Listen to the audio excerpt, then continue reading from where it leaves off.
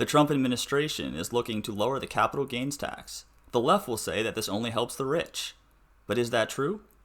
As usual, absolutely not. We'll explore this and more in this episode of Understanding Trump. Before we begin, it's worth noting that the proposed capital gains tax cut is really just an adjustment for inflation, so that investors aren't paying taxes based off of stock appreciation that was merely a result of inflation over time.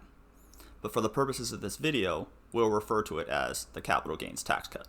First of all, the majority of households, roughly 52%, own stocks either directly or indirectly through 401ks, pension funds, and other retirement accounts.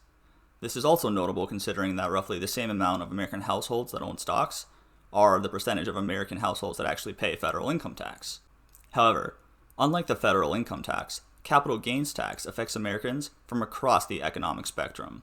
The percent of lower income and middle class households owning stocks has significantly increased over the past 3 decades.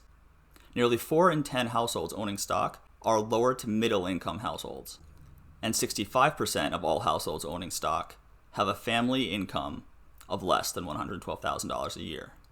So because capital gains tax happens to be one of the largest taxes that affects Americans from across the economic spectrum, a cut to capital gains tax is one of the most effective tools that the government has in its arsenal to actually help the average American family.